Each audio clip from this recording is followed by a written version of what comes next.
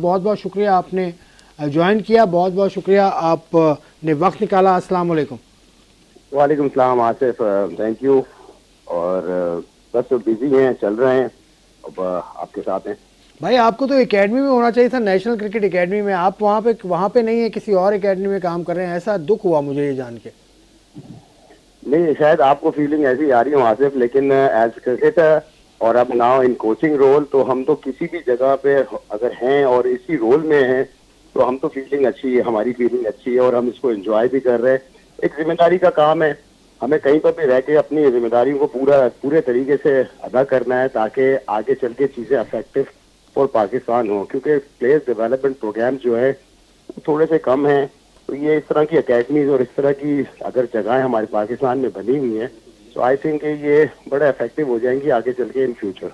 अच्छा, आपकी एक्सपर्टीज़ पर मैं बात कर लेता हूँ। अभी पाकिस्तान फाइनल में पहुँच गया, ठीक है। इंडिया की टीम कल जिस तरह से खेली, इंग्लैंड ने उनको बिल्कुल बच्चों की तरह हरा दिया। इंडिया की टीम में क्या आपको अगर 3-4 खामियां मोटी मोटी नज़र आई तो वो शेयर कीजिएगा। देखिए, इंडिया की टीम तो आपको पता ही है कि उनकी बैटिंग स्ट्रेंथ है, और लेकिन जो बैट्समैन उनके पास है जिस लेवल के, वो उस तरह का परफॉर्म कर नहीं पाए। रोहित शर्मा भी फंसे हुए थे, रन उनके बल्ले से इस तरह निकल नहीं रहे थे जितने डिमांड थी। उसके अलावा केएल राहुल फॉर्म में थे लेकिन उस दिन चले नहीं, और सूर्य कुमार यादव पे बड़ी हैवीली डिपेंड कर रहे थे क्योंकि वो बड़े फ्लो स्टेट में थे। लेकिन लग ये रहा था कि जितने कंसिस्टेंट वो परफॉर्म कर रहे हैं, किसी एक आधे मैच में फेलियर आएगा। उसके अलावा बॉलिंग उनकी वीकनेस है, इंडिया की इतनी इफेक्टिव नजर नहीं आई। वो जो प्लान शुरू किया उन्होंने स्पिनर के साथ, तो वो भी कारगर साबित नहीं हुआ। और अगर जॉस बटलर और हेल्स सेटल हो जाए एक दफा और लंबा खेल जाए तो वो किसी भी टीम के लिए बहुत डेंजरस हो जाते हैं। फैसल, अस्सलाम वालेकुम, हारून बात कर रहा हूँ। कैसे हो? अस्सलाम वालेकुम हारून भाई। हाँ साहब, ठीक हो? यार मुझे ये बताओ कि तुम्हें, आपको इंडिया की जो टीम सिलेक्शन के ऊपर ख़ास तौर पर अश्विन को भी जो इतना उन्होंने चांस दिया, जबकि लेग स्पिनर वहाँ पर बहुत ज़्यादा कामयाब हो रहे थे, तो कहीं ना कहीं इंडिया की सिलेक्शन का कोई इशू नज़र आया? कुछ नजर आ रहा था, सिलेक्शन का भी इशू, और कुछ रोहित शर्मा की कप्तानी का भी मामला नजर आया।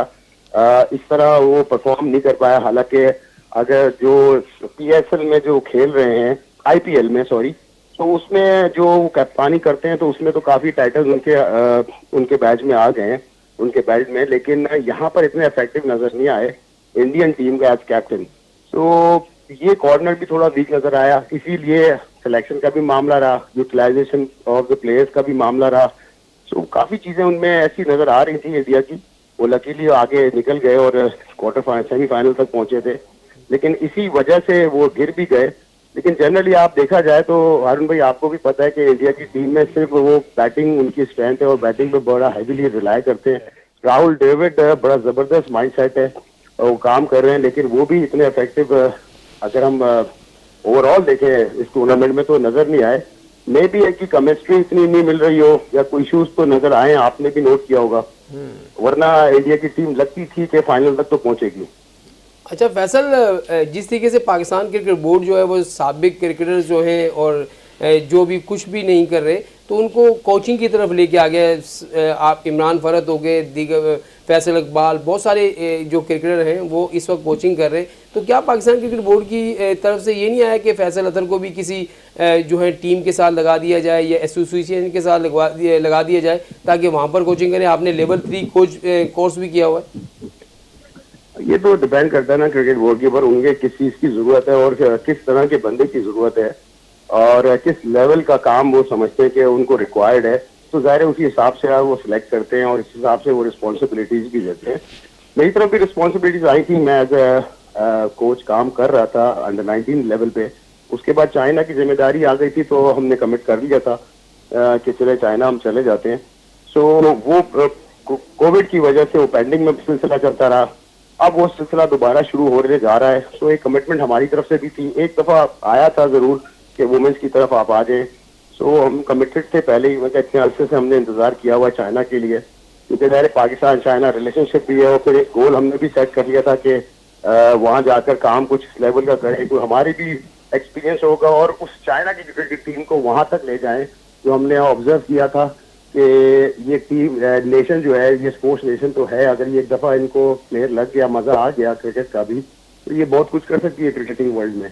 तो यही कुछ गोल सेटिंग थी हमारी, इस वजह से हम कमिटेड रहे, यहाँ पे रिस्पॉन्सिबिलिटीज को लिया नहीं। लेकिन एक बात जरूर है कि जो सीनियर प्लेयर्स को एकदम कोचिंग रोल में लेके आ गए, ये बहुत जरूरी है, कुछ टाइम उनको देना चाहिए क्रिकेटर्स को कि वो कोचिंग रोल को सही तरह समझें और अपनी जो सलाहियतें कह लें या अपनी जो इंस्टिक्ट कह लें, नेचर कह लें, वो जब कोचिंग रोल में ढाल लेंगे तभी वो इफेक्टिव कोचेस बन सकते हैं और कोचिंग कर सकते हैं। ये बहुत जरूरी कॉर्नर है जो नजर आया और इसका प्रॉब्लम उनको भी फेस करना हो रहा है, क्योंकि अचानक आप खेलना एक अलग चीज है और टीचिंग एंड कोचिंग ये एक अलग कॉर्नर है, बिल्कुल डिफरेंट जिम्मेदारी है। तो इसको समझना बहुत जरूरी है कोच रोल को, क्योंकि अगर हम कोचिंग रोल में आ जाए और अपने आप को क्रिकेटर ही समझेंगे ना, तो फिर हम इफेक्टिव कोच बन नहीं सकते। तो हमें अपने पास को भूलना होगा एज कोच, और कोच क्या करता है, उसको क्या करना चाहिए, वो पूरा रोल, वो पूरी जिम्मेदारियां, वो जब तक अडॉप्ट नहीं करेंगे तब तक इफेक्टिव नहीं हो सकेंगे। अच्छा फैसल, आपसे बस ज़्यादा वक्त नहीं लूँगा, ये चाइना का जिक्र आपने किया, आप और गालिबन मोहम्मद रमज़ान थे जो तकरीबन 3 साल पहले जिनका नाम आ गया था, अब आपने कहा दोबारा शुरू हो गया, तो दोबारा शुरू कैसे हुआ है? कि ऑफिशियली बात हुई है पाकिस्तान और चाइना की क्रिकेट बोर्ड्स की, या क्या हुआ है? जी वो तो एज इट इज ही था, वो तो stop due to the covid की वजह से हो गया था। तो वो जब ऑन होना था, इंतजार था वक्त का कि कोई विंडो मिलती है या काम शुरू होता है, तो वहीं से शुरू होगा सिलसिला। वो सिलसिला शुरू हुआ, माजर चाहता हूँ, तो वो सिलसिला वापस शुरू हो चुका है। तो हम भी कमिटेड थे, इसी वजह से हम डोमेस्टिक में नहीं आए, क्योंकि मैं ये समझता था कि वहां जाना ज्यादा बेहतर रहेगा। यहाँ पे तो काम करते भी हैं, जरूरत तो खैर है, लेकिन अब डिपेंड करता है ना कि यहाँ पे आपको क्या जिम्मेदारी दी जा रही है, क्या आपको इतना समझा जा रहा है कि आप उस जिम्मेदारी को पूरे तरीके से कर सकेंगे। तो उससे बेहतर यही था कि हम चाइना ही चले जाएं। चलो अब पाकिस्तान की टीम की बात करते हैं। फाइनल खेलेगा पाकिस्तान को किन एरियाज में अभी भी बेहतरी की जरूरत है इंग्लैंड की स्ट्रेंथ को देखते हुए? इंग्लैंड की स्ट्रेंथ देखिए, इंग्लैंड की जो है बैटिंग जो देखा जाए तो वो भी उनकी भी बहुत ज्यादा स्ट्रांग है, और खासतौर पे उनका ओपनिंग डिपार्टमेंट। और जब वो थोड़ा लंबा खेल भी जाए तो वो तकरीबन डिस्ट्रॉय कर देता है और मैच को बिल्कुल शिफ्ट कर देता है। तो मेक श्योर करे पाकिस्तान की बॉलिंग स्ट्रेंथ है, अगर वो उनको चैलेंज कर देते हैं और विकेट्स लेने में कामयाब हो जाते हैं, जैसे शहनशाह अफरीदी भी कमाल किस्म की बॉलिंग कर रहे हैं और उनका इनस्विंग इफेक्टिव हो रहा है, वो रिदम में आ चुके हैं। तो अर्ली ऑन अगर हम विकेट्स ले लेते हैं, अगर पहले इंग्लैंड बैटिंग करे या बाद में करे, तो विकेट्स लेने का ऑप्शन जो है पाकिस्तान के पास मौजूद है। यही एडवांटेज पाकिस्तान को मिलेगा। पाकिस्तान का ओपनिंग पेयर अब रन कर चुका है पिछले मैच में, तो मैं समझता हूँ कि कॉन्फिडेंस भी उनको आ गया होगा, क्योंकि बड़ा चैलेंज था, उनके पास प्रेशर भी बड़ा बिल्डअप होता जा रहा था। बाबर आजम एज कैप्टन और एज बैट्समैन, सो अब रिजवान और बाबर के पल्ले से जब रन निकले तो ये फेवर में पाकिस्तान के जाएगा। और पाकिस्तान की क्रिकेट और माइंडसेट और जो खेलने का जो हमारा तरीका है वो ऐसा है कि हम कभी भी कुछ भी कर सकते हैं, तो हर चीज एक्सपेक्ट की जा सकती है पाकिस्तान टीम से। सो फेवर तो है पाकिस्तान के पास, क्योंकि मोमेंटम मिल चुका है पाकिस्तान को। इंग्लैंड भी टफ टीम है, लेकिन वीक कॉर्नर जो नजर आ रहे हैं वो उनके पास ऑफ स्पिनर मोइन अली, मुझे लगता है कि हम उस पर अटैक कर सकते हैं, उनको अच्छा तरीके से टैकल कर सकते हैं। पेसर्स को अगर हमने टैकल कर लिया अच्छा, तो फिर हमारा काम बन सकता है। चलिए, बहुत बहुत शुक्रिया फैसल अतहर, आपने वक्त निकाला, आप मसरूफ़ हैं। आपसे फिर किसी वक्त या तो दूबदू बात होगी या फिर वीडियो लिंक के ज़रिए बात होगी।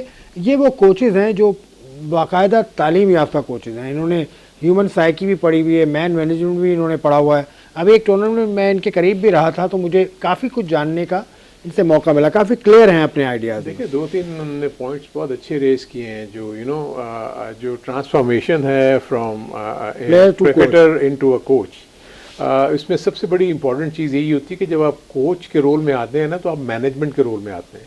आपने बाहर से बैठ के चीज़ों को कंट्रोल करना होता है। उसमें मैनेजमेंट सबसे इंपॉर्टेंट चीज़ है, इसलिए कि आपके 11 या 15 आपके पास जो प्लेयर्स हैं वो डिफरेंट माइंडसेट्स के हैं। सो एज ए कोच आप उनको किस तरीके से टैकल करते हैं। किसी को प्यार से चलाना पड़ता है, किसी को ज़रा धक्का दे के चलाना पड़ता है, किसी को सख्ती से चलाना पड़ता है।